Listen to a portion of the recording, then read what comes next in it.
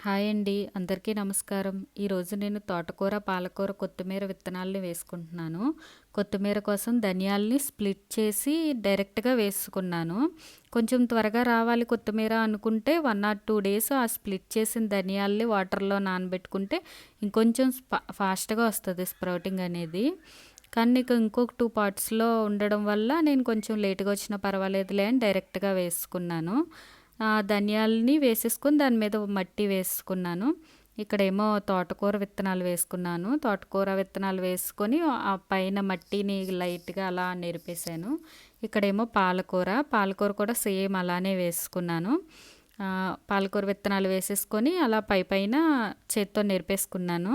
దాని తర్వాత ఆ గ్రో బ్యాగ్స్‌ని వాటి ప్లేసెస్‌లో పెట్టేసుకొని వాటరింగ్ చేసేసాను. వాటరింగ్ అనేది చెయ్యి అడ్డుపెట్టి ఎప్పుడు వాటరింగ్ చేస్తాను. ఆకుకూరలు కానీ, ఏవైనా విత్తనాలు కానీ వేసుకున్నప్పుడు ఇట్లా చెయ్యి అడ్డుపెట్టే వాటరింగ్ చేయాలంట. అందుకే అలా చేశాను. ప్లీజ్ నా ఛానల్‌ని సబ్స్క్రైబ్ చేసుకోండి. Thanks for watching. బాయ్.